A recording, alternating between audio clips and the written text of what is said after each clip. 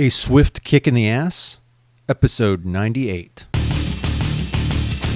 All big changes start with a swift kick in the ass. Join the journey of lifelong friends, John Curran and Tom Stewart, as they make conventional thought bend over and take a boot to the keister. Warning, listeners may notice a force equal to or greater than needed to get your ass moving.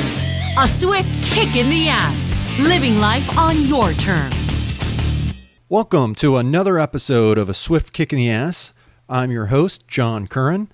Tommy is still out on medical leave, but I expect him to be back for episode 100. We're planning a special episode to mark that milestone in our podcast.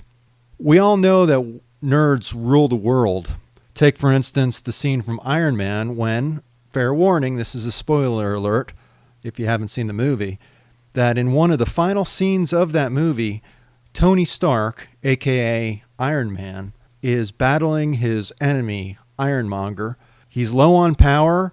Seems like the circumstances are against him, and he knows that he cannot outpower Ironmonger. He's too strong an enemy, and he has no choice but to lead his enemy up into the sky so that Ironmonger's suit freezes and causes him to fall to his death. Now, all along, Tony's virtual assistant, Jarvis, is telling him that this isn't going to work. He's low on power. The cards are stacked against him. And Tony acknowledges that he knows the risk. He replies, "I know the math. Do it." And the reality pictured in that scene is that Iron Man's calculated risk pays off. Ironmonger's suit freezes and he falls to his death. That ends the movie. Now, as many women will say, Robert Downey Jr. is a hunk and Iron Man is sexy as hell. And super nerds are cool. They're particularly cool these days. Nerdy is the new cool, which plays into today's topic. Knowing the math is the new sexy. Now, I think you're going to like this episode. I particularly like putting it together because this topic really hits home for me. It's what I attribute my ability to pay off as much debt as I did in a short period of time than anything else that I tried. And I was up against a stacked deck of cards with my debt. I was several $100,000 in debt when I started, and this got me traction. So I know that math is usually a boring topic, and before your eyes glaze over, there is no actual math involved in today's episode. It's all conceptual and how to put it into practice. But it's all about knowing your situation and living life on your terms. So I think you'll get a lot out of this. Now, according to an online survey conducted by Harris Poll for CareerBuilder.com, living paycheck to paycheck is a way of life for about 80% of all U.S. workers. I say that again. 80% of all U.S. workers live paycheck to paycheck. That's most of us. It's a scary number. Now, as a listener of A Swift Kick in the Ass, you know that while we advocate getting your ass moving and living life on your own terms, we don't place judgment or ridicule on how anyone chooses to live.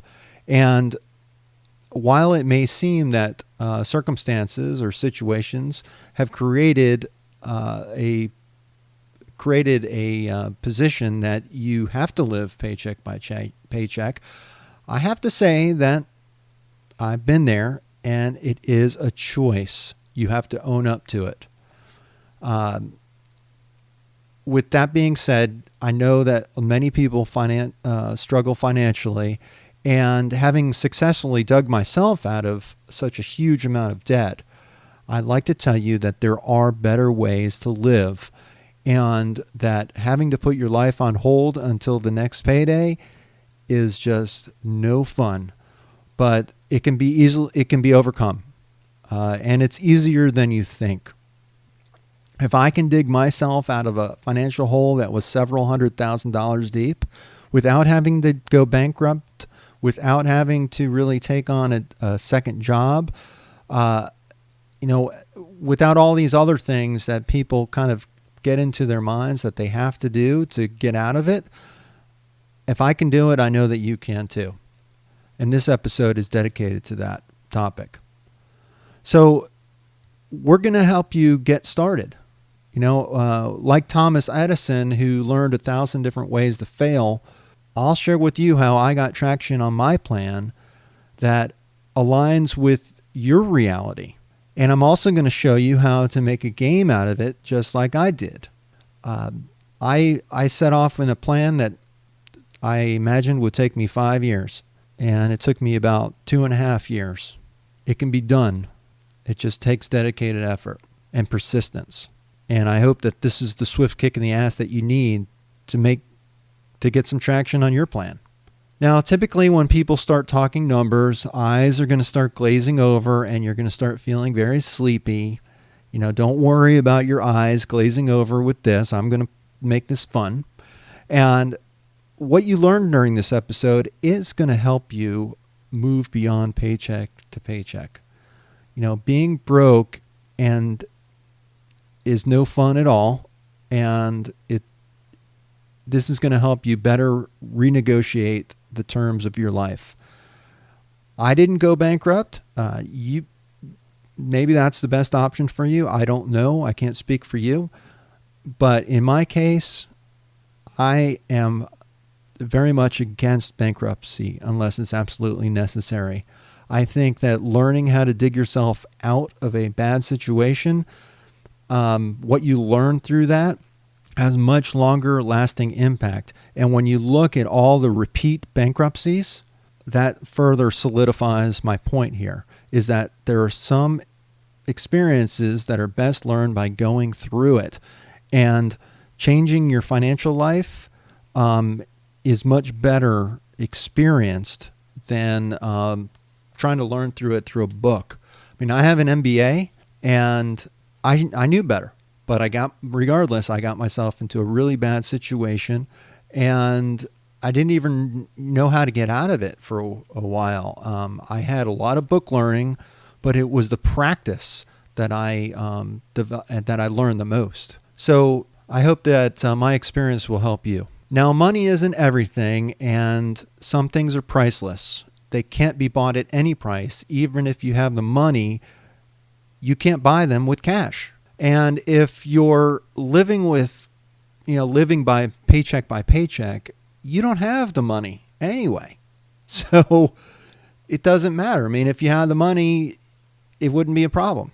So, think about that the type of happiness that can be bought without cash should take precedence in any case. And as you develop an ability to better manage your financial situation, and once you get out of the hole and you're better able to pay things for cash, is going to open up a whole nother world for you. It's and there's things that you will change about your life that you will never ever go back to. One example of that is before my wife and I started working a plan to get ourselves out of debt, we would buy a lot of pre-made things from the grocery store. And I'll tell you that when we first went on our financial plan, of course our family was smaller back then, but we had $60 a week to put, if we're lucky, to put into food. And it changed the way we cooked and what we ate and so forth. We just didn't have the money to be that extravagant in our cooking. We started cooking old school, and I'll tell you, I'm better able to afford a better diet and better meals these days, and I do. But there's so many things I didn't go back to the way we were doing it before. I learned that cooking for myself and not using the prepared meals really didn't save us money. It helped us eat better, more nutritious, And we got a lot more out of it than throwing a lot of money at it. So that has not changed. We still cook it old school, and I prefer it. So, it's not a matter of we have to. We could go and buy prepackaged stuff all we want, but we choose not to. And the truth of the matter is that no matter how much money you have, there will always be things that you want. And it's fine to want things. Most people want things. But unless you have the cash, it's better to put those things out of your mind until a time that you do have the cash to do it. I put myself in debt with credit cards, and it really wasn't a conscious effort. I wasn't buying anything really extravagant. My wife and I weren't going on exotic vacations and buying expensive houses and going on ski trips. That just didn't happen. We were living our life. And we did put some money into our house. Again, we put that on credit. That was not the smartest thing to do. But, we live and we learn. And if it's something that you really want, I advise that you pay cash for it. And in order to do that, you really need a focused plan. So I'm going to share what I did to get the things I wanted and things that I thought I needed back then when I was deep in a financial hole, so deep that I could barely see the light up at the end. But I'm going to hold off till the end of the episode to tell you that.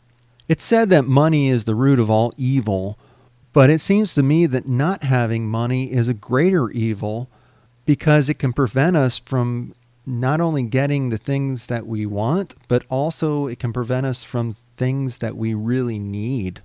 It's a sad fact that money makes the world go round. We use money to buy things. It's a useful tool we use to exchange with others who also use money to get what they want and what they need. That's what makes up our economy.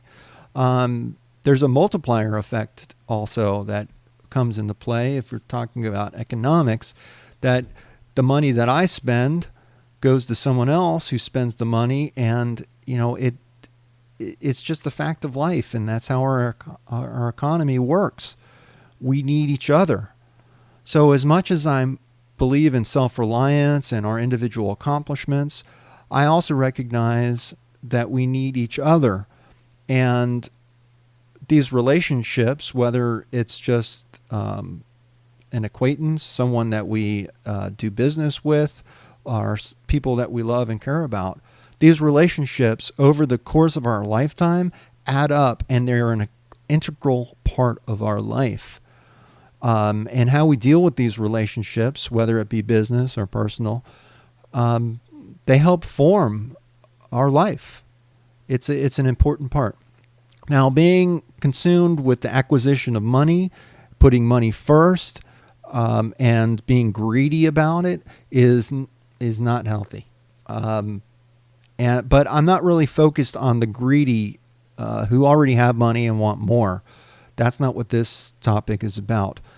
This topic is about those people who have some money issues, and they're having difficulty even paying their bills, who work more to survive than to get really what they want out of life. I'm talking about the group of people that sing, I owe, it's off to work I go, I owe. That crowd. They're probably not whistling their way through the workday. It's pure hell. I've been there. It is no fun, and I want to help you get out of it. The financial stress, it is terrible. I felt like there was a 1,000-pound gorilla on me. It destroys marriages. It destroys families, as well as single individuals. The weight of the debt that I lived with for many years was indeed like a 1,000-pound gorilla. It would have crushed my marriage. Had my wife and I not figured out a way to get out from under it. And, I won't lie, it was not easy, and we had to make some hard choices. But it was a lot easier to do, and it took a lot less time than I actually had planned. Like those of you who want a good summer body, you want to look good in a swimsuit. The sooner you can start at that, the better. And it really does your ability to do that really depends on where you're starting. If you're super out of shape, you're not going to just need a few weeks in the gym to get into that swimsuit. You're going to need dedicated effort. You're going to need focus. You're going to need not just going into the gym, but you need to work on your diet and so forth. So it has many different parts to include in your plan. And the more time you give yourself to work at it, the better success you will have and the greater likeliness that you will succeed. These aren't short-term changes that we're talking about. These are lifestyle changes. And, it's a journey. It really is a journey. There's not an end point that you should be reaching at. You might have an end point as a goal, as a mile marker in your journey, but this is not just something that you do for a short period of time and you make it and then you go back to the way you were, because the way you were is what caused you to get into this situation to begin with. Life is like a big snowball. It accumulates over time and it gathers speed. And so what you're really doing is you're changing your life through this. Money is necessary.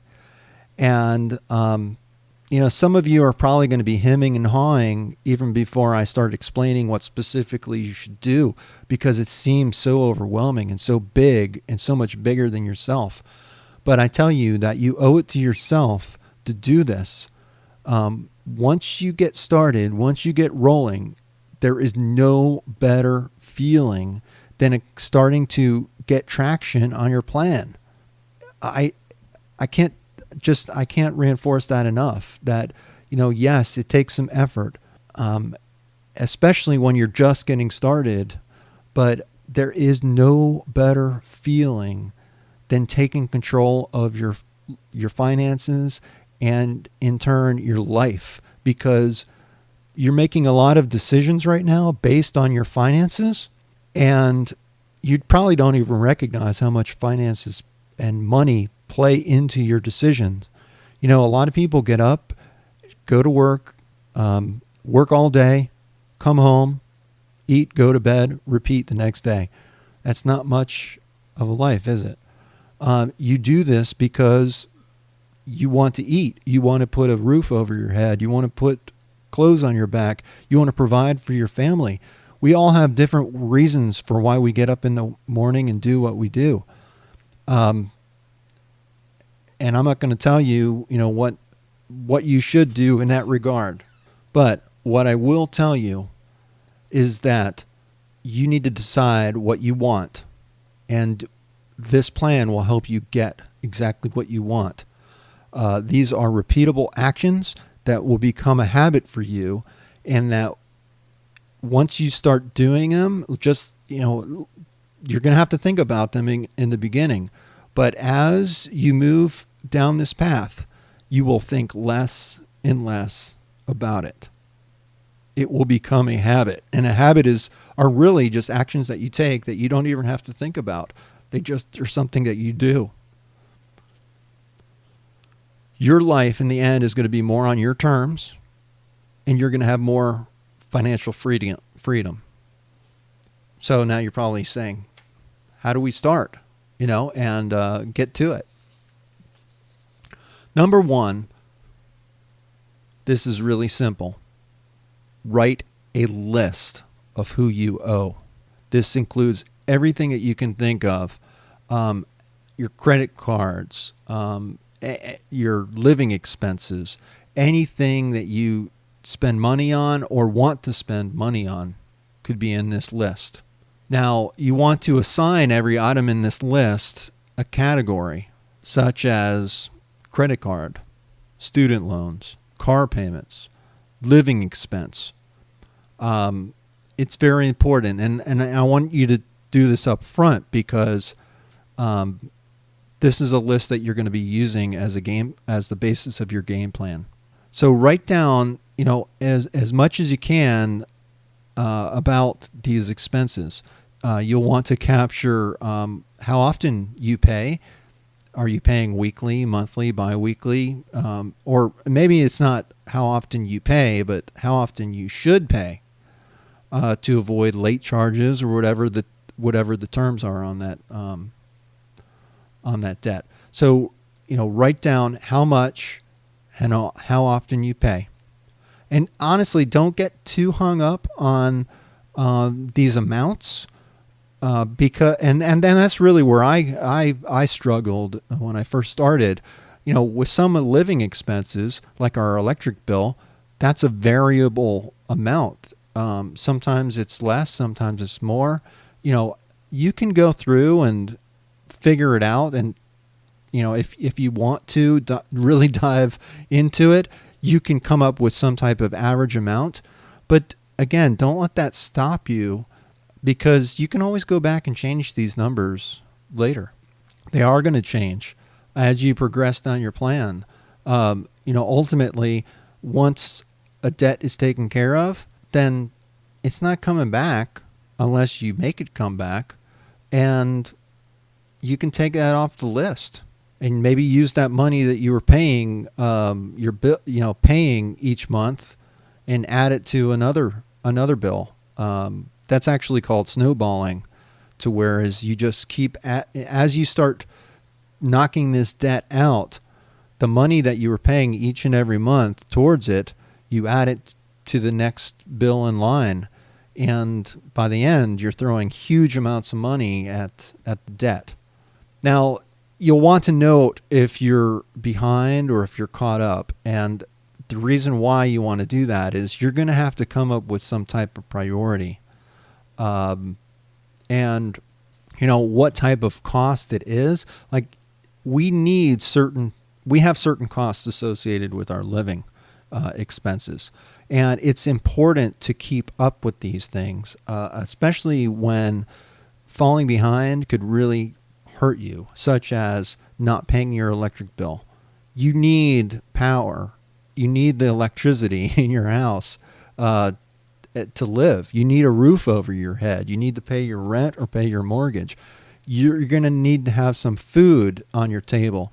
Now, this is kind of a variable, and you can change this. I remember back when we were seriously in debt. We're making some traction, but we're still in bad shape, and we got this whopper of an electric bill. And I told my wife, I said, we have to pay this electric bill, and we're only going to have like 30 or 40 bucks to get us through like 2 weeks of food. And I remember my wife's response, and she's like, so what? We'll eat ramen noodles for a week. It's like, wow. That really impressed me. She was, she didn't balk at it. She just accepted it, said, hey, you know what? Not a big deal. We'll get through this. And that proved to me, too, that my wife loved me, not because of the money I had, because I had no money, but that she was going to stick with it, and it was a true partnership. Now, you need to assign a priority to these items. In my tracking tool that I have online that you can get just by going to the website and signing up. It's free, but to gain access, we're trying to control access to it, so we ask for your email. There's no charge or anything for it, but there's a tracking tool in there that I used to do it, and this will help fill in some of the blanks. It should give you a clearer picture. There's calculations built into the spreadsheet that you can use. I'm starting to feel the eyes glazing over. The priorities that you will assign, if you think about it, this is going to help you assess where to make the cuts. Now, when my wife and I first started doing this, and I figured out how much we had going out and as compared to how much we had coming in, we were about $2,000 a month over what we brought in. No wonder I couldn't get ahead. We were spending a lot more money than we had coming in. It was not sustainable, and that's why we kept digging our hole deeper and deeper and deeper. So you would say, one, survival critical. We need to pay this to survive. We need this to be able to get up and go to work, or however you're making your income and have that cash flow coming in. That's critical to making traction on your plan. You don't have to change your jobs. Income is important, but there are a lot of people who are able to save money and who don't make very high incomes. It's all a balance between what you have coming in and what you have going out. The next priority after survival critical these are high priority items. These are things that you would hate to do without, but they're not really necessary to your survival. This is a discretionary item. The next step after that would be, these are nice to have, but you could do without. These are probably going to be the easiest things to cut from your spending because you can do without it. You'd like to have it, but it's not the end of the world if you don't. And that goes into the last one, which is a total luxury. These can be the first to go, and you can do without even blinking an eye. You won't even think about it. I have a friend that goes through his spending plan every year. This guy, he owns his own house outright, no mortgage. He owns his cars. He and his wife, they have money in the bank. He doesn't have to do this, but he's made a game out of it, and through that, he's been able to accomplish so much. I mean, he really doesn't even have to work. His wife styles hair for a living, and he's a business analyst. So he likes to work, he likes the challenge, but if something happened to his job, they could live indefinitely on his wife's income. And, she doesn't bring home that much money. So, you can include the details as you see fit in this list. For me, I actually went through all my records and I figured out the interest rates that I was paying on my credit cards and how much I was spending on late fees and other charges that were actually within my control, but that I really was not paying attention to. And this drove home the reason why my previous attempts didn't work. The math was against me. So once I did the math and I knew the math, which is basically just addition and subtraction and then maybe multiplication and division over a period of time, it drove home and it was like, holy crap, this is why it explained exactly why I wasn't getting traction in my other plans, because I really had not taken the time to know. Again, it really didn't take that much effort. It just took sitting down. It doesn't even have to take that much time. You don't do this all in one sitting. It requires persistent effort to come back and revisit and look at it. It's not a static piece of paper. You actually, if you're trying to work a plan, you want to pay attention and keep revisiting the plan. That's going to carry you very far. Even today, to this day, I'm not in the financial situation that I was in before. I'm not several $100,000 in debt anymore. That's all behind me. But I still keep my financial plan up to date because I have other things that I want to do with my money. I want control over how I spend my money, and that's how I have gained control, is by having plans for it and making my money work for me in my best interest and the interest of my family. Now, back when I was first starting to get on this plan, I did contact and enroll in a consumer credit agency, a credit bureau. And with their help, they put me in this quote-unquote special program that lowered my interest rates. I could have actually done this myself had I just reached out to the card companies directly, and it would have saved me some money because this credit bureau did charge me a monthly fee for access to this special program. It's a bunch of BS is what it is. You can do this yourself, and in fact, no one else is going to do the work. That credit bureau, it really didn't do anything for me. They didn't offer any special counseling. They weren't sitting down with me to help plan exactly what I needed to do. I put all that thought in myself.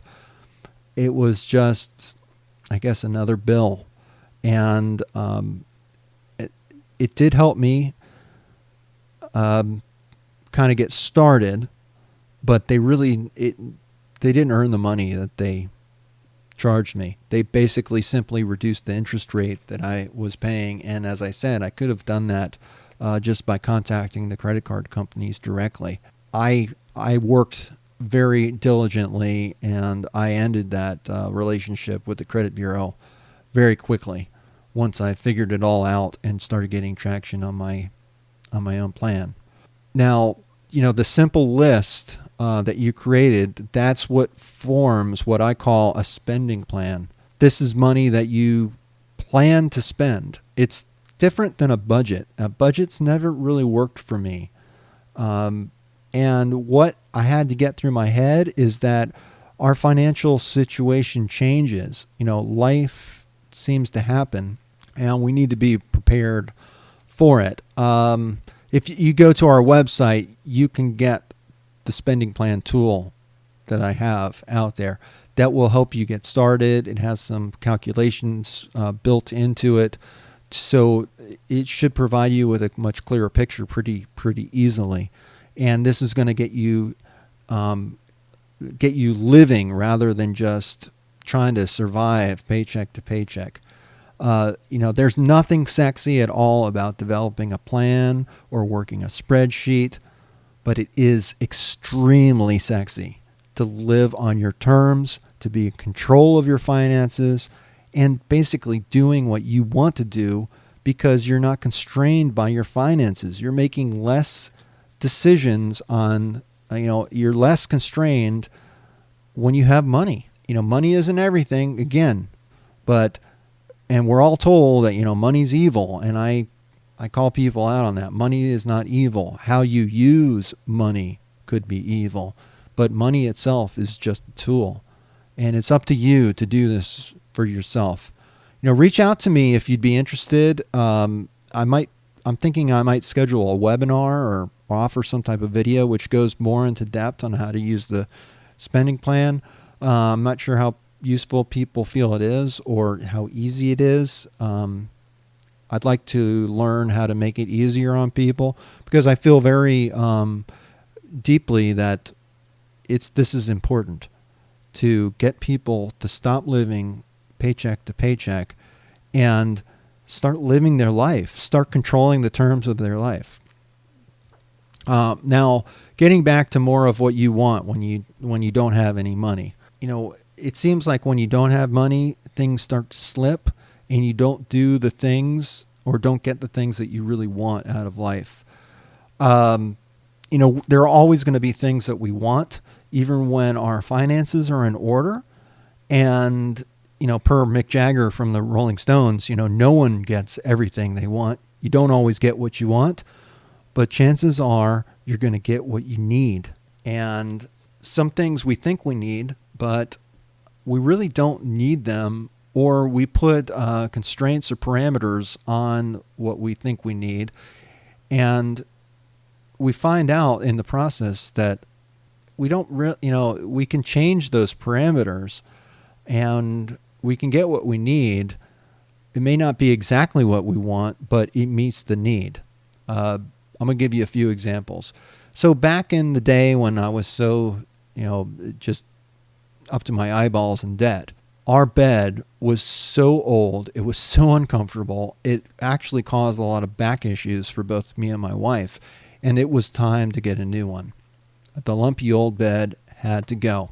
Our daughter had also, she was young at the time, she put a Pop-Tart package in the microwave, turned it on, and that microwaves spark and everything when there's metal in there, and that's what the Pop-Tart package is made out of.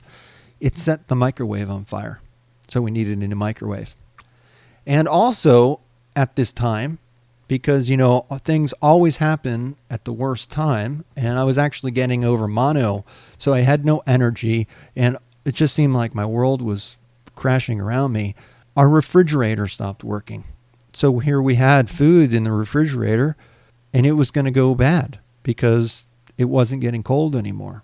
Now, these things on this list, you know, the things that I just mentioned, they're not a problem if you have money to throw at it, or you have a credit card that you can, you know, put that bill on. I did not have that option. All the money was going to pay off the debts that we had. We were actually getting traction on our plan and reducing our debt, but I didn't have a credit card to put it on. I didn't have money to buy a new refrigerator, to buy a new microwave, to buy a new bed. But these were things that I wanted and I needed it, and I needed to think about it in a different way. So what I did is I started again with a list. I called it my happiness list because these were things that I thought that I needed to make life more tolerable. And it helped me prioritize what I needed and what I could, you know, what I needed right here and right now, and what things I could kind of put off for a little while that I would need to get, but maybe I had some time. And I wrote a dollar amount next to this item. Like, I think I planned $1,500 or $1,000 on getting a new bed. And what I figured out through this process and what became truth was that what I expected to pay for these items was not even close as to what I actually ended up paying. I kind of made a game out of it to see how cheap I could get away with, not being cheap, but how I could spend less money than I expected, and to try to get my needs met. So our lumpy bed, we got a much cheaper model. I kind of looked around and I found something on sale, and I even just bought the mattress. I used my old box springs to try to save money, and I had to go out and buy some like MDF or, you know, particle board to lay on top of the box springs, so it would have a good solid foundation. And we actually use that today. I thought I would spend $1,000, $1,500. I think I spent like $200 or $250. It worked great. It was a very comfortable bed, and we got rid of that old lumpy mattress that was causing my wife and I back issues. It turned into a game, and it feels good when you win that game, because you have in your head you're going to spend a certain amount, and then you kind of flip it, and it becomes a game to say, hey, you know what? I can meet this need if I just change this certain parameter, this certain criteria that I've been saying I think I need, and it turns out you really don't need it. It's a change in mindset. And the game comes in is it's like you're beating your expectations. It turns out to be really fun. Everyone likes to get a good deal, so it becomes a game of getting a good deal. Now, not having the money to just buy a new microwave when the one that you have is like covered in soot and it has gone through had a fire in there. I didn't have the credit to buy a new one. So what I did is I kind of opened it up and I started looking at it, and I realized that the fire damage really wasn't as bad as I thought it was. The microwave would turn on, but every time you turned it on, it would just spark, and I thought it was going to set itself on fire again. The microwave really wasn't broken. There was a little plastic piece on the side that held a rack that we never used. It melted. So I was able to extract that and take that out. But medical particles from that Pop-Tart package had been sucked into the intake in the microwave. It circulates air through the opening or wherever you put the food in. And medical particles, I guess, got lodged in there. And that's what was causing the sparks. So I got out my trusty shop vac and I sucked out the intake and I cleaned it up, the inside of the, microwave, and I got a sponge and some cleaner, and I cleaned off all the soot and I got it looking as good as I could. It cleaned up pretty well. After about 15 minutes of work, we had a working microwave again. And there was no need to replace it. So on to the next item, the refrigerator. I knew very little about refrigerators. I knew that they kept food cold, and that was about it. But a little research on this thing called the internet helped me diagnose the issue, and it helped me with some tests. It provided some tests that I could do to figure out what was wrong. And what I figured was that it wasn't getting air over the, I think it's either the evaporator or the condenser.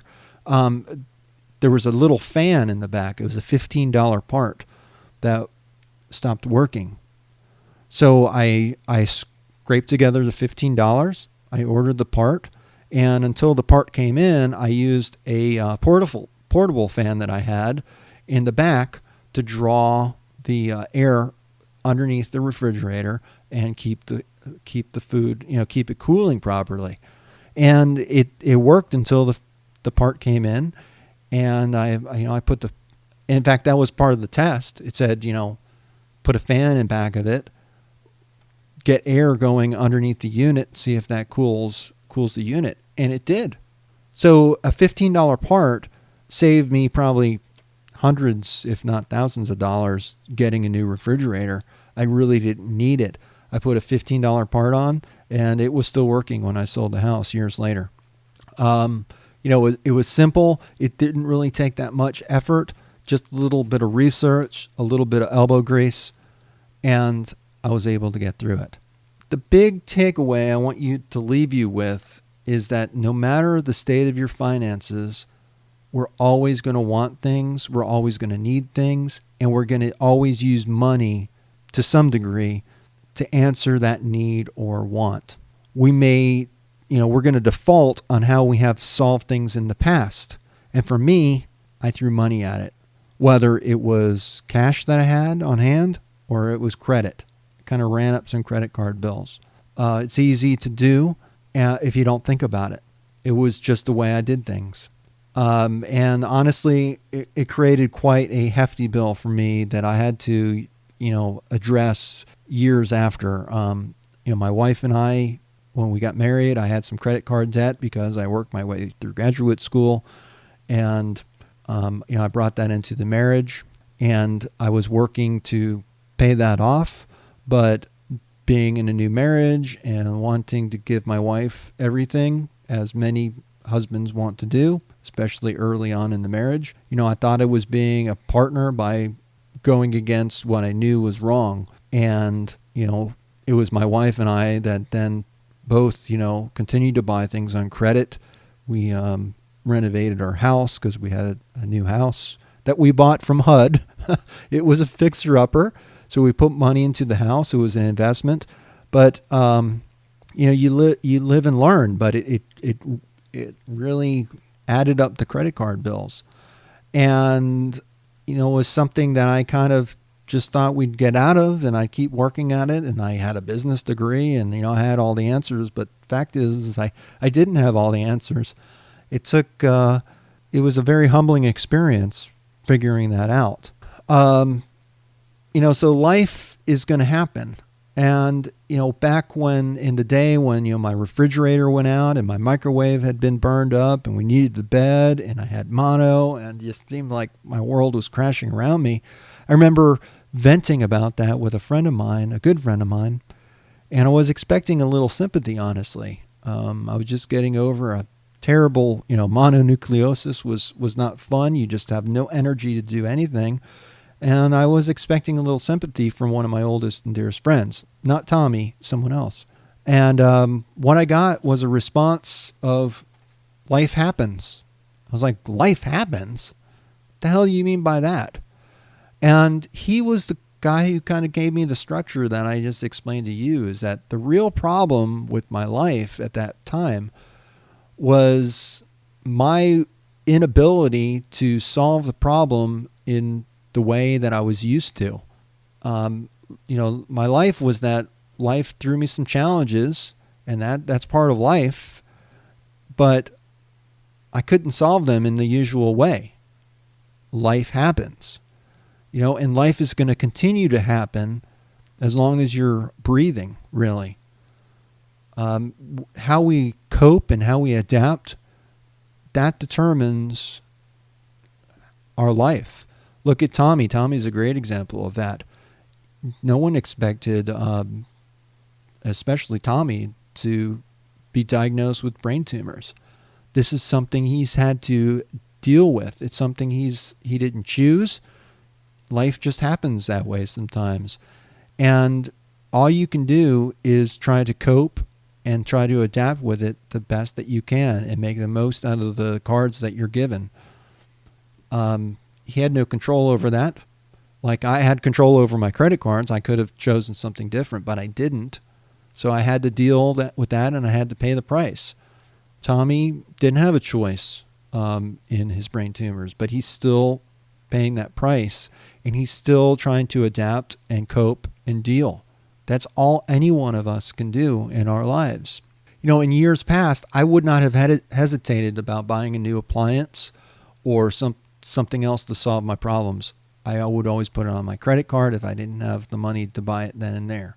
And when at that point in my life, it had gotten to a point to where I just couldn't do that anymore. I had no credit. My credit cards were maxed.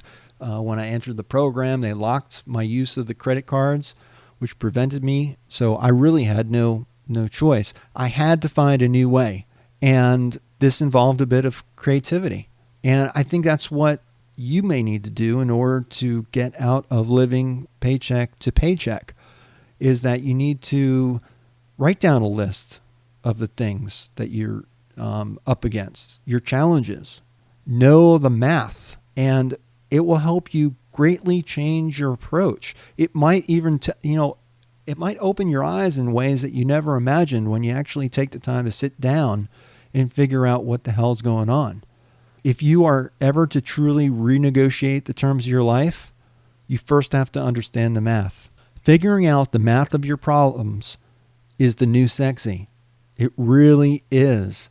It's sexy to have control of your life. It's sexy to be able to make decisions that make your life better. Just like being 50 these days is the new 40, and that the new 40 is the new 30, and the new 30 is the new 20, and all that. Things change. The world is changing. It continues to change whether we're in it or not. We need to change too. We need to adapt. We need to cope. We need to face these things in our lives, these struggles, and turn them from pain into pleasure.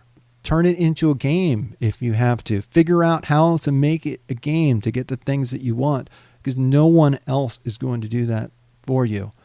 Once we start changing our thoughts about our problems, suddenly our actions take on new meanings, and our plans will become more and more real and more meaningful because you'll better understand the true nature of your reality.